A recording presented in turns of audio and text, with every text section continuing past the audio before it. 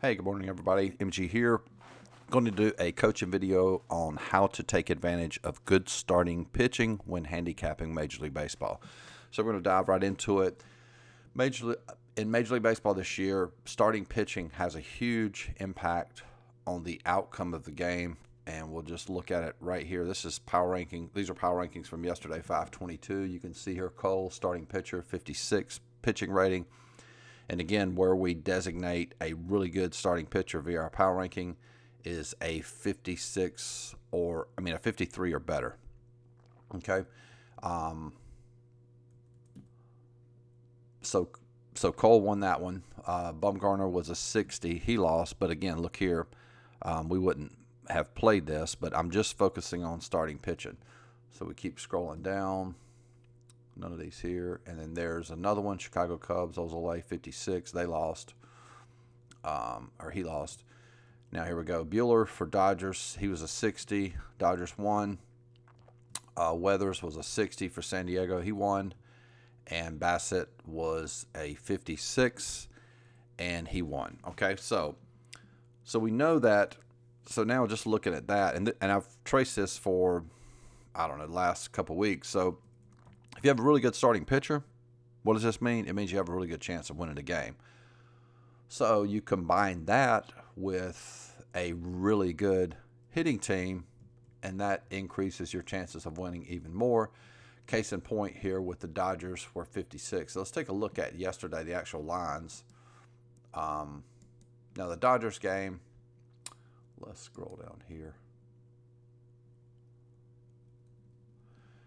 Okay, you can see here the line was, depending on which book, it looked like it jumped a little bit there, 159. Some books had it at 167, BetMGM. Best line was minus 153. Now, me personally, I would not have played this particular play. You know, that's too much juice. And you definitely could make a case for playing it on the run line here, minus 1.5. You would have gotten plus 105. Again, I'm not playing run lines. It's just sort of a personal preference, and the reason being, I think there's enough opportunity in Major League Baseball where you don't have to play run line games, although somebody can make a case for it. It's just something I'm probably not going to do this year. I've been burned. I think I'm 2-6 on run lines this year. But, I mean, there's certainly enough value and justification for playing it on the run line. But kind of getting off topic here. But the case in point is they did win. But the game I really want to focus on, it was the actual one that I played, was this Oakland LA Angels game.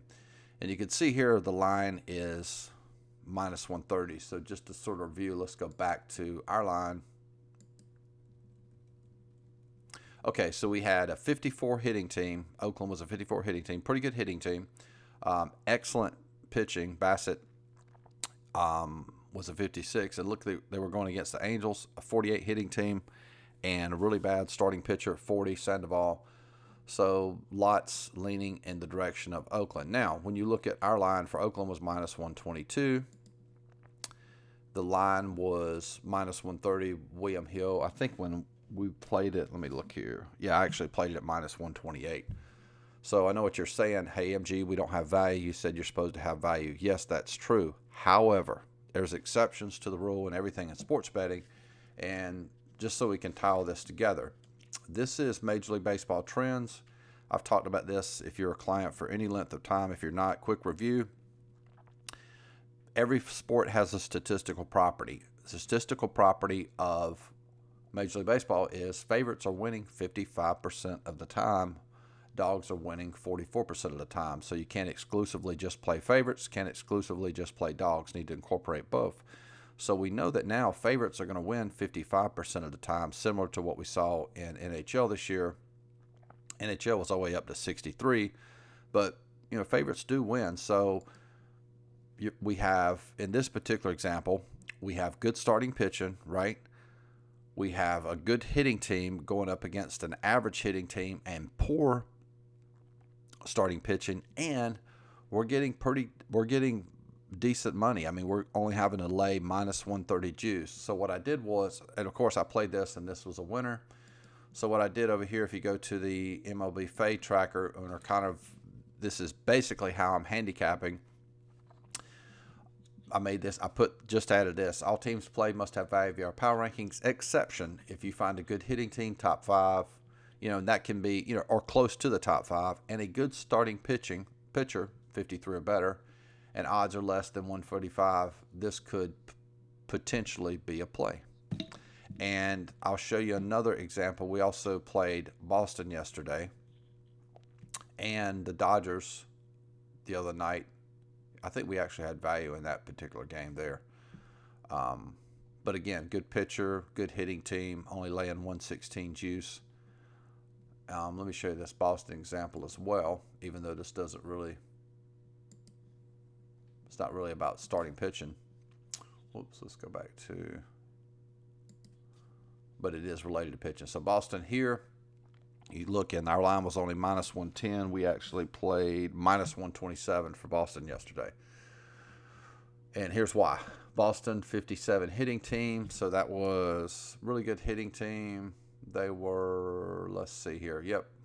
1, 2, 3, 4, 5, 6, 7th best hitting team going against Philadelphia, average hitting team. But you can see here, Howard was only a 40 power ranking. So you'll see this come up a good bit too. A really good hitting team going up against a really bad starting pitcher definitely favors Boston in this situation. And again, same concept applies. We're only having to lay, depending on when you play this, you could have gotten 126. Again, we played it at 127. So that's a really good play because, again, our statistical property favorites are going to win 55% of the time.